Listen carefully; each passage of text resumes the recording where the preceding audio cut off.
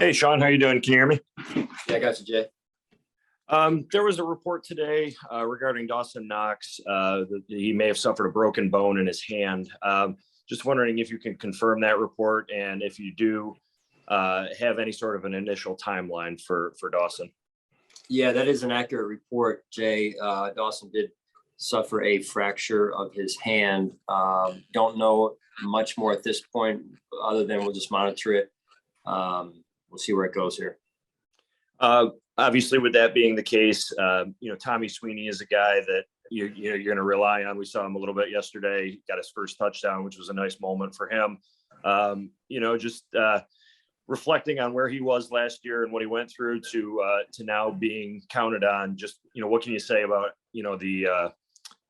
his development and really sticking to it, really, and through some tough times.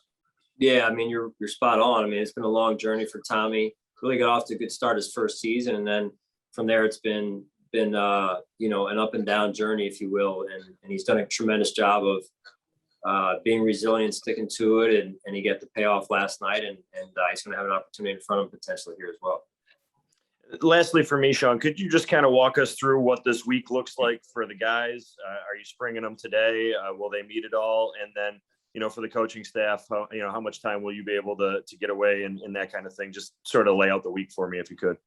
Yeah. So we just finished our team meeting, and the players will be finished today after we wrap up the film, giving them the necessary feedback they need here. And then the coaches will work through tomorrow, and then they'll get a 4-day weekend, get some rest.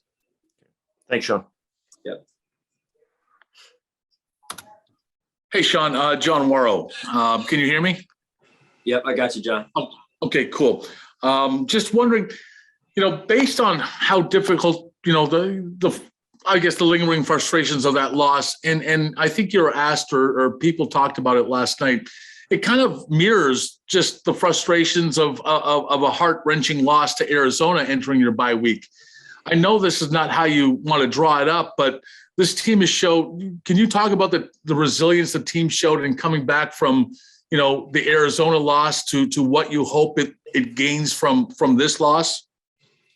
Yeah, I mean, you never want to lose a game. The reality of it is it's hard to go undefeated, and you never really want to sit on a loss over a bye, just because of the feeling. You want to get rid of it as quickly as possible. That said, it does give us a chance to have some truth-filled conversations and reflect and evaluate why we got the results we got last night, and trying to improve our football team going forward.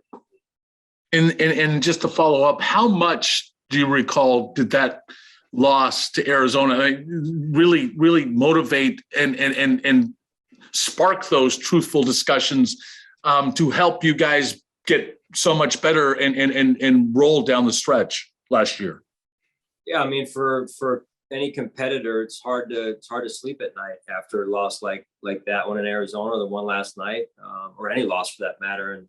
And it just burns inside.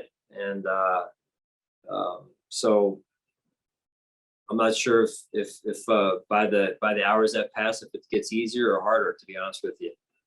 So I think I'll figure that out as the week goes on here. But yeah, I mean, we got to take a hard look at some things. We were too inconsistent overall last night, and try and get out there and play better football when we get back here. Thanks, Sean. Sure. Hi, Sean. Nick Fierro here. Want to ask about your offensive line, and I know that when you're developing players, the progress is not always linear, and but are you satisfied that they're still making progress, and do you think that you still have the best 5 out there? Well, I think it's an ongoing evaluation, really, Nick, and I thought there were some moments last night. I mean, listen, there's a lot of we passed the ball a lot last night, and I thought they did a good job in some of those. And there's a couple plays, one play in particular, where impacted the game, where they got to our quarterback there and affected the game, the outcome of the game. So such is the life of an offensive lineman, in the National Football League in particular. And so I appreciate the way that those guys battled. We're going to continue to improve our football team, and they're going to continue to improve as well. And I have full confidence in those guys. Thanks, Sean. Hey, Sean, I know you kind of touched on it last night a little bit, but after looking at the tape, is there anything specific that maybe jumps out at you when it comes to struggles in the red zone offensively? Yeah, no, Heather, we talked about that a little bit already this morning. And it's certainly an area we've got to improve. We're leaving potential points off the board, even though a couple of, quite a few of our wins have been lopsided wins. They could have been even more lopsided, right? So, and then last night's game 2 for 5. I mean, we scored, as well as we played offensively in the game. The end of the first quarter, we're up 6-0. Should have been up 14 zip at that point. Maybe that's a difference in the game. Maybe it's not. Who knows? But don't want to play that game at this point. But we got to do a better job in the red zone execution wise. There's points to be had there for sure. And I guess just overall, what is the mentality of the team right now? I know that this is a group that you preach staying even keel, not get too high, not get too low, but what is your sense of where this group is right now hitting the bye? Yeah, I sense a little bit of what's been talked about on this call with some of the just sick to their stomach feeling, but also knowing that we didn't play our best football last night and wanting to get to the bottom of it, and looking for solutions to some of what we experienced last night. So that's what I sense more than anything. And then a little bit of it is, hey, looking forward to try and just get a little bit of rest for the guys too. I think that'll be beneficial for them. Thanks, Sean. Yep. Hey, Coach, Chris Brown here. I know you mentioned last night getting off blocks was a little bit of an issue. I know you always say frequently that it starts up front. Just what did the tape show you about some of the battles at the line of scrimmage on both sides of the ball yesterday? Yeah, I'll start on the defensive side first, Chris. I thought, there were moments where we had their run game bottled up pretty tight there. And then, we don't do a good enough job fundamentally in some of those gaps. And all of a sudden, Henry goes for 70, or he goes for the couple of touchdown runs that he did have. And so part of it is just the fundamental of using your hands to bench and separate from the blocker. And then so that you can make a good tackle in those situations, in those moments. And then offensively, as I said earlier, I think, for the amount of time we were going backwards, meaning pass setting, I thought, for the majority of the time we gave our quarterback time to deliver unaffected. But there were moments where we were affected in the passing game. And there's other moments where, I thought we could have moved the line of scrimmage more in the run game, especially against some of the looks we were given there. So again, improvement for this week as we work, and then next week as well. And in terms of just resetting that line of scrimmage, did that trickle into some of the issues that Heather was asking about with respect to red zone? Did that stretch into that area of the field too at all? Yeah, they usually do. So it's, again, it's a game that's usually determined by who wins the line of scrimmage in a lot of the games, in terms of the result. And so I think that's an area that we have to continue to work on, like a lot of areas too, Chris. And but that's a core fundamental of our approach every week. Thanks, Coach. Sure. Hey, Sean, I was curious, you mentioned that, it can sit with you, or the loss could be harder over a stretch of time. What's kind of your message to the team going into this week off? And like, what do you say to kind of not let that lingering feeling stay with the players?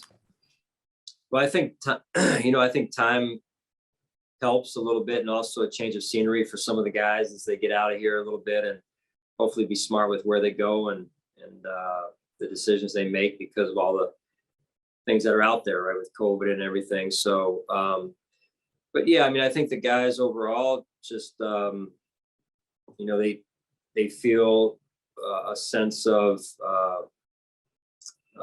I guess, not being satisfied with the result last night and how we played, how we coached. And so, I think that's the thing that keeps you up at night, honestly, is the is the points, is the game that led up to the 4th and short. The inconsistent nature of how we performed. That's what keeps you up at night more than anything, because that's what, led us to where we were at that moment. So those are the things we have to address and get fixed. I mean, speaking of the red zone and what Heather was asking about, do you look back on those early decisions to go for those short kicks and think of, if you had gone there, do you look back on those and think those were the right decision, or how'd you kind of view looking back at those decisions? Yeah, no, go back through it after every game and, hey, go for it, not go for it. We're fairly aggressive, I think, in those windows normally. And last night we just weren't in positions in those windows that we felt like it was, best to go for it. They were longer than what we wanted to go for it in those windows, and we just got to do a better job. We're leaving points again off the board, and if you want to get into a one-dimensional conversation, we try and make a team one-dimensional. And if you're up 14-0 at the end of the first quarter, you like where you're going, and so but we didn't. We were up 6-0 instead of. I thought we, controlled the first quarter for the most part, and but to only be up 6-0 at that point was not where we wanted to be.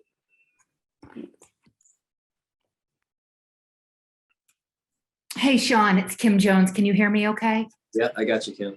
Thank you, Sean. I wanted to ask you about the play very near the end of the game where New York apparently overruled in terms of that being a first down. To my knowledge, that's new this season, I believe, and that's why I'm asking you about it. I just haven't seen it in a game yet. I'm just wondering, do you have confidence that New York got that particular play right?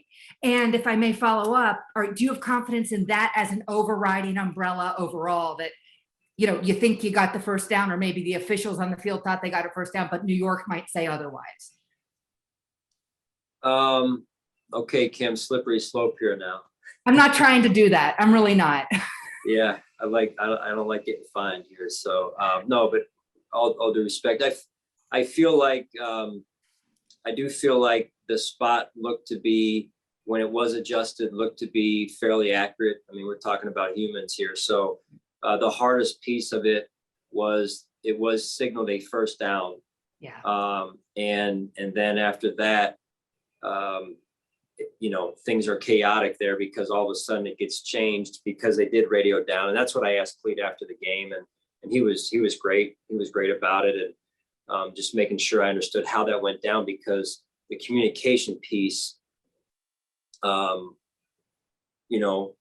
in this new way we're handling things, I think it's helping the quality of the game for the better. And again, getting that call right, I think, is important for the game, the quality of the game. The communication piece, I think, is something we're still working through, because that kind of is important that we get that done, so that both sides are aware and in a timely manner. So not that it wasn't, I'm just saying, like, I think we're still working through some of that, but overall, look, at the end of the day, it's important that they see it the right way, and it appears that was the right way. And so that's why we have the rule the way we do. Thank you, Sean. Sure. Hey, Sean, you referenced the pass blocking a few minutes ago. Just, Dion Dawkins saw a lot of Harold Landry yesterday, and, seemed to do a pretty good job. Just kind of what have you seen from Dion since his, sort of rough outing in the first week against Pittsburgh? Yeah, Harold Landry is not an easy matchup for anyone. I thought Dion did some good things in the game, and, they were going at it over there on that left side. And, there was some where it looked like, Harold may have won a couple, but that's going to happen, but I thought for the most part, Dion did a good job of keeping Josh clean. And, and so we continue to move in a direction there of finding Dion's best football, as we move through the season. I'm looking forward to watching that as he continues to grow and get more and more comfortable. Thank you. Sure. Sean, I just wanted to ask you really quick, going into the bye week, we talked about obviously Dawson's injury. Are there any other injuries that might have popped up or anything that you can share with us with any other guys, or is it basically just Dawson at this point? Yeah, at this point, Heather, it's basically Dawson. We've got a group of guys, a net of guys that have some bumps and bruises, things that we're still working through. But at this point, don't appear to be anything significant. And then lastly, just, kind of big picture as we hit the break here, are there any players that on either side of the ball that, maybe in a good way kind of have surprised you over these first 6 games? Well, I mean, I think there's been a lot of success stories to this point. I mean, you look at some of the young players we have that have played significant minutes for us on defense, starting up front. You've seen some of that with Greg and Boogie and the new player with F.A. Obata and so the back seven's been pretty consistent there over the last couple of years, and they're playing at a good level. And on the other side of the ball, again, some young players. You look at Spencer, which is, I mean, these guys get talked about quite a bit, but it's good when you have young players making, contributions. Still a lot of work to be done, and the approach overall needs to continue to be one of work ethic and humility. But I like some of these young guys contributing the way they have been for us. Awesome. Thanks, Sean. Sorry about the dogs. It's Sorry. take your dog to work day, I guess. Must be.